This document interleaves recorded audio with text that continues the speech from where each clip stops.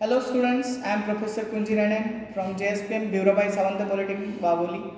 Today we are going to start our next practical for the subject energy conservation and audit. So let's see the practical. So today we are conducting practical number 10 to interpret the energy bill of residential consumer and suggest suitable tariff to achieve energy conservation and reduction in energy bill. So relevant POs are discipline, knowledge, engineering tools, the energy and engineers and society, environment and sustainability, ethics and communication. Next, for this practical we required one energy bill that we have to paste here of latest or last month. Then precautions to be followed. Identify correctly the type of tariff used in preparation of bill.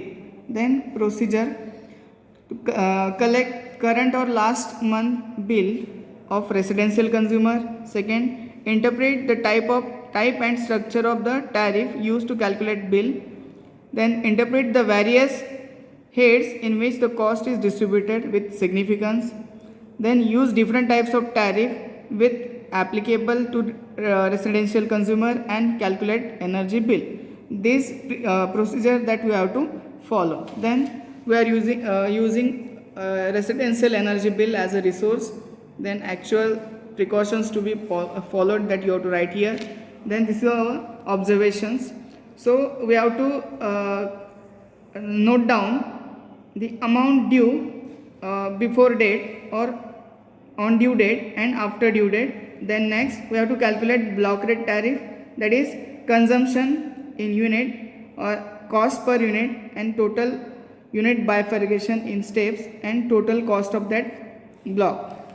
Then next we have to note down step rate tariff. Okay. So in this firstly we consider step of 0 to 99 if exceeds 99 and if exceeds 199. So that all the readings that you have to note down here. आता आपण electricity bill बघूया जे आपण residential कन्झ्युमरसाठी बघतो आहे. So आपलं हे महावितरणच्या वेबसाईटवरनं डाउनलोड केलेलं बिल आहे. सो याच्यामध्ये तुम्ही बघू शकता वीज पुरवठा देयक माहे म्हणजे कोणत्या मंथमधलं बिल आहे ते आहे जुलै 2020मधलं. इथे बघू शकता कंपनीची वेबसाईट दिलेली आहे www.mahadiscom.in. देन कंपनीचे डिटेल दिलेले आहेत, बिलिंग नंबर दिलेला आहे. देन ग्राहक क्रमांक म्हणजे हे जे बिल आहे ते कोणत्या ग्राहकाचं आहे ते ग्राहक क्रमांक दिलेला आहे, मीटर नंबर. देन नाव दिलेलं आहे. देन ॲड्रेस, कॉन्टॅक्ट नंबर आणि mail I D.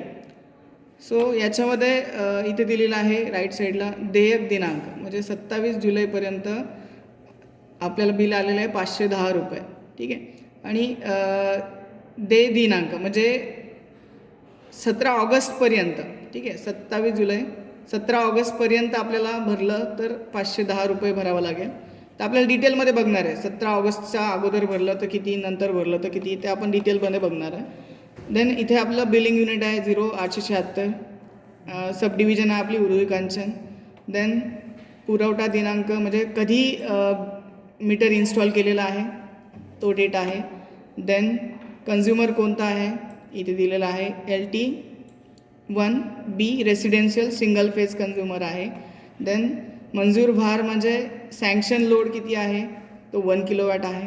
Then pole number, सुरक्षा ठेव जमा 1000 रुपये. देन मीटरचा क्रमांक किती आहे की तो मीटर नंबर किती आहे तो दिलेला आहे इथे.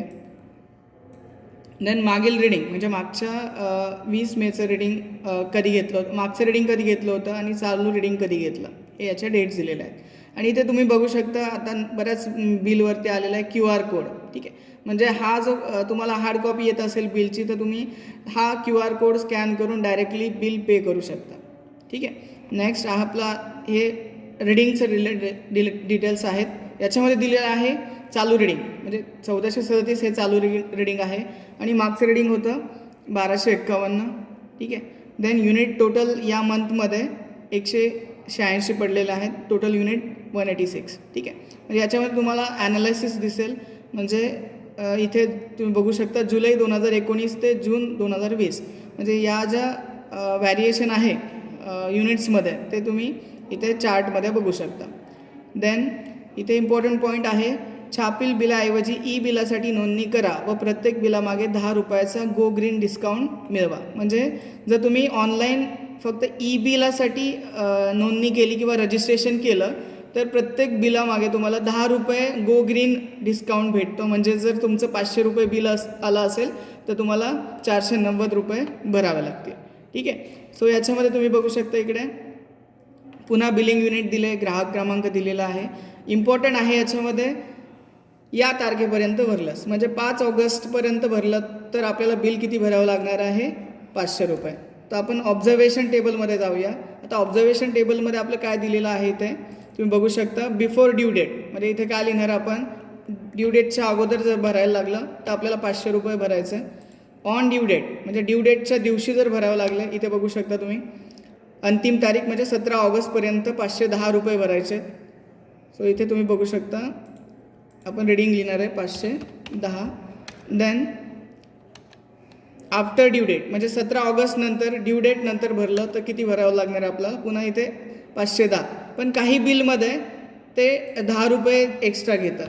ठीक आहे. काही बिलमध्ये फॉर एक्झाम्पल इथे बघू शकता तुम्ही लास्ट डेट आहे 17 ऑगस्ट. 17 ऑगस्ट नंतर जरी भरलं तरी इथे 510 आहे. पण काही बिलामध्ये किंवा काही केसमध्ये ते 10 रुपये एक्स्ट्रा घेतात. जसं तुम्हाला अजून एक एक्झाम्पल दाखवतो.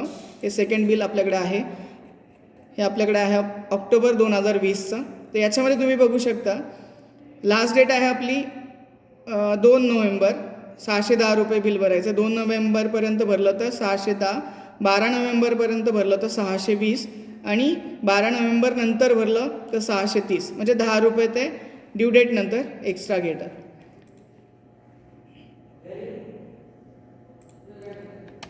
देन याच्यामध्ये तुम्ही बघू शकता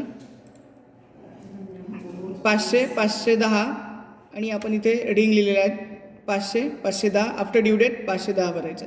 आता from payment benefit in rupees. आता बेनिफिट किती भेटतो आहे आपल्याला, आता बेनिफिट किती कसं भेटणार आहे. फॉर एक्झाम्पल ड्यू डेटच्या अगोदर भरलं तर 500 रुपये भरावे लागणार आहेत. म्हणजे आपले इथे 10 रुपये वाचणार आहेत. ठीक आहे. म्हणजे इथे आपले 10 रुपये वाचलेले आहेत. प्लस जर आपण गो ग्रीनसाठी ॲप्लिकेबल असं किंवा गो ग्रीनसाठी आपण रजिस्ट्रेशन केलं तर त्याचे 10 रुपये आपले वाचणार आहे. ठीक आहे. हे आपलं बेनिफिट झालं. ॲडिशनल रिमार्कमध्ये लिहू शकता if registered for go green. म्हणजे गो ग्रीन म्हणजे काय, तुम्हाला हार्ड कॉपी भेटणार नाही बिलची, डायरेक्टली तुम्हाला ऑनलाईन बिल पे करावं लागेल आणि त्याचे 10 रुपये तुमचे सेव्ह होतील. ठीक आहे. आता याच्यामध्ये तुम्ही बघू शकता बिलच्या नेक्स्ट पेजवरती म्हणजे बॅक साईडला तुम्ही बघितलं असेल जे आपलं इलेक्ट्रिसिटी बिल येतं ते कोणत्या आधारावरती येतं किंवा कोणत्या बेसवरती येतं. आता याच्यामध्ये तुम्ही बघू शकता इथे कन्झ्युमर नंबर दिलेला आहे. देन स्थिर आकार म्हणजे फिक्स चार्जेस. म्हणजे तुम्ही जरी एखादं युनिट फॉर एक्झाम्पल तुम्ही महिन्याभरासाठी दुसऱ्या ठिकाणी राहायला जाणार असाल, तुमचं घर बंद आहे 1 महिन्यासाठी, तरी पण तुम्हाला हे जे फिक्स बिल आहे ते 100 रुपये ते येणार आहे. ठीक आहे. It depends on the area म्हणजे तुमच्या लोकॅलिटीवरती हे डिपेंड आहे. फिक्स चार्जेस काही ठिकाणी 120 आहे, काही ठिकाणी 130 आहे, काही ठिकाणी 90 आहे, काही ठिकाणी 100 रुपये आहे. ठीक आहे. ॲक्च्युअल हे तुमचं ॲक्च्युअल एनर्जी कन्झम्पशन म्हणजे विजेचा आकार म्हणजे तुम्ही जेवढे युनिट कन्झ्युम केले इंटू तुमचं जे काही युनिट्स कन्झम्पशन असणार आहे म्हणजे 0 to 100 हे आपण तुम्हाला नंतर सांगतोच. हे तुमचं ॲक्च्युअल विजेचा आकार म्हणजे वीज बिल किती आलेलं आहे. आणि वाहन आकार, वाहन म्हणजे काय, ट्रान्सपोर्टेशन चार्जेस. ठीक आहे. जे तुम्हाला वीज तुमच्या घरापर्यंत पोचवायचे चार्जेस आहेत हे दिलेले आहेत 1.45 unit per unit, 1.45 rupees per unit. ते आले टोटल 269.70 रुपीज. देन याच्यामध्ये वीज शुल्क म्हणजे 16% हे जे तुमचं वीज बिल आलेलं आहे त्याच्यामध्ये 16% ॲडिशनल आहे ते आलेलं आहे 162.12. आणि याच्यामध्ये जे आपली मागची ॲडिशनल त्यांच्या MSEBीकडे जी जमा होती त्यातनं वजा करणार आहे. वजा सरासरी देयकाची रक्कम ती आलेली आपली 641, ती या ॲडिशनमधून याच्यामधनं वजा होणार आहे. आणि त्याचं आपलं चालू वीज देयक ते आलेलं आहे 533.71. आता आपली थकबाकी मागच्या वेळेस जमा होती ती आली 11, याच्यामध्ये ॲड होणार आहे. समायोजित रक्कम म्हणजे जे काही प्रिव्हियस जमा असेल, ठीक आहे, प्रिव्हियस जो काही डिस्काउंट असेल तो भेटलेला आपल्याला 39.51. ठीक आहे. देन देयकाची निव्वळ रक्कम म्हणजे ही एक थकबाकी वगैरे सगळं मायनस करून ॲट ॲक्च्युअल तुमचं जे काही बिल येणार आहे ते 505.29 येणार आहे. पण MSCB काय करते, जे जे 505 रुपये आलेलं आहे त्याला राऊंडेड ऑफ करतं. म्हणजे 505 आलं असेल तर पुढचं नेक्स्ट डिजिट घेणार आहे 510 रुपये, 515 आलं असेल तर 520 रुपये घेणार. म्हणजे ॲट ॲक्च्युअल आपलं बिल आलेलं आहे आपलं 510 रुपये. ठीक आहे. आणि इथे काही रिसिप्ट डेट दिलेले आहेत, म्हणजे मागचं जे बिल पे केलेलं असेल आपण ते त्याचं डेट दिलेलं आहे, त्याची अमाऊंट दिलेली आहे.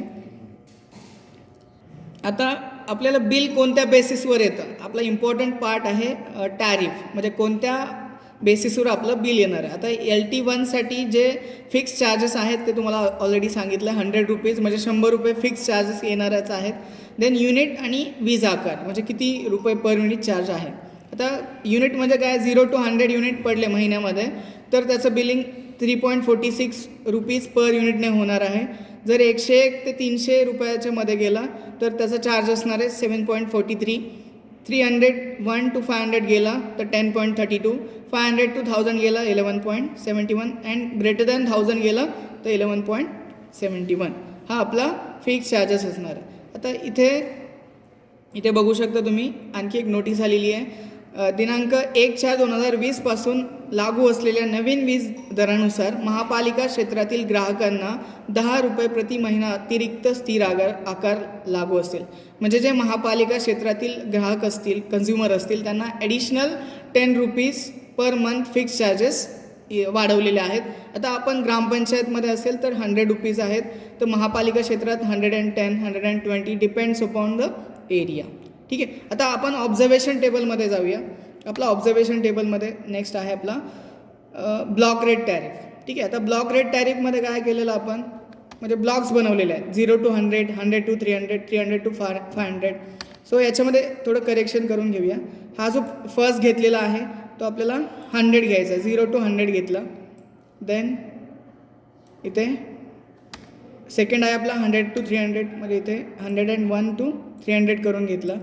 तर आपण याच्यासाठी जे काही ऑब्झर्वेशन्स ते लिहिणार आहे. आता याच्यामध्ये बघू शकता कॉस्ट किती आहे 0 to 100 वाली आपली, तर कॉस्ट आहे 3.46. सो याच्यामध्ये आपण 0 to 100ची कॉस्ट आहे, cost per unit that is 3.46 rupees per unit. Then 101 to 300साठी आहे कॉस्ट 7.43. इथे बघू शकता 7.43. देन 300 अँड ॲबोव, जर 300 to 500 असेल तर 10.32. You can write here 10.32. हे आपण कॉस्ट पर युनिट कॅल्क्युलेट केली. आता आपले युनिट्स कॅल्क्युलेट करायचे. आपले टोटल एका महिन्यामध्ये किती युनिट पडलेले आहेत. ठीक आहे. आपण ऑलरेडी स्टडी केलेले 186 युनिट आहेत आपले. ठीक आहे. 186 म्हणजे काय, 100 पहिल्या ब्लॉकमध्ये घेणार आहे, 0 to 100मध्ये, म्हणजे टोटल आपले युनिट्स पडलेले आहेत 100. ठीक आहे. देन अगेन 186 आहे, म्हणजे टोटल किती झाले, सेकंड ब्लॉकमध्ये येणार आहे 86. याच्यामध्ये आपले 300च्या पुढे युनिट गेलेले नाही आहेत, देअरफॉर इथे येणार आहे 0. आता याच्यामध्ये तुम्ही बघू शकता 3.46ने 100ला मल्टिप्लाय केलं, यू विल गेट 346. देन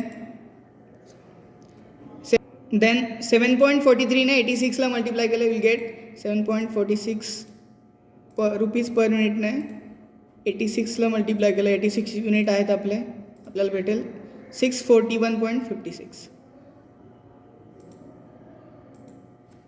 641.56. आणि याचं जर ॲडिशन केली आपण, याची ॲडिशन केली तर आपल्याला काय भेटेल, टोटल कॉस्ट भेटेल. ठीक आहे. 641.56 प्लस 346, तर आपल्याला किती आलेलं आहे 987.56.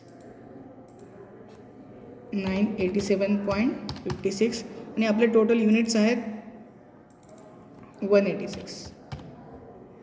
हे आपलं according to block rate tariff. इथे बघू शकता तुम्ही, अकॉर्डिंग टू ब्लॉक रेट म्हणजे काय, 0 to 100 वाला ब्लॉक घेतला, 101 to 300 घेतला, 300 अँड ॲबोव घेतला. ठीक आहे. According to block rate tariff. याला आपल्याला कम्पेअर करायचं आहे स्टेप रेट टॅरिफ. ठीक आहे. स्टेप रेट टॅरिफने. तर स्टेप रेट म्हणजे काय, याच्यामध्ये 3 स्टेप तयार केलेले आहेत. ठीक आहे. Step me nothing but particular जे युनिट्स आहेत ते 3 स्टेपमध्ये डिवाईड केलेले आहेत. ठीक आहे. सो याच्यामध्ये स्टेप फर्स्ट आहे 0 to 99. If exceeds 99 more than 99 असेल तर 99 to 199पर्यंत असेल तर, आणि थर्ड आहे इफ एक्सिड्स 199. म्हणजे या 3 स्टेप्ससाठी आपल्याला इथे रीडिंग लिहायचे.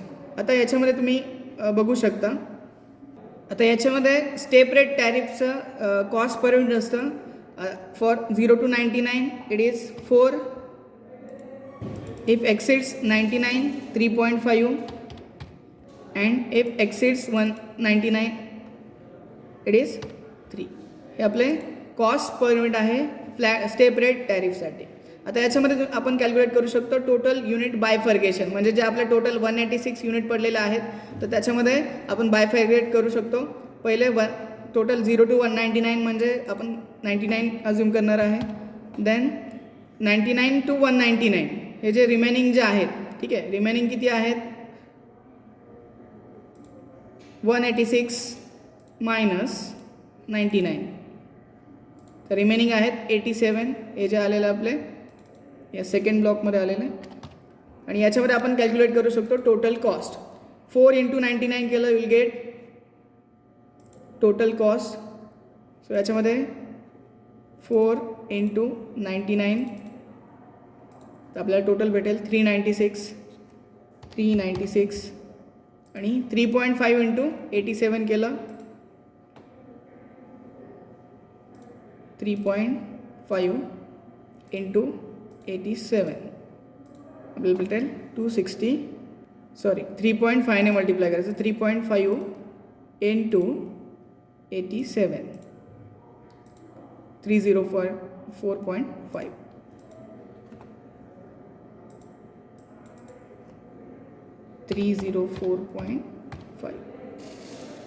तर याच्यामध्ये टोटल युनिट्स आले आपले 186. टोटल कॉस्ट आली 705.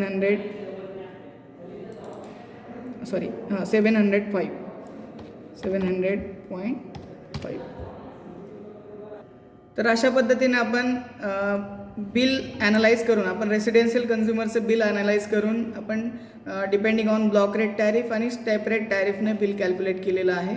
सो याच्यामध्ये परत एकदा तुम्हाला बिल दाखवतो.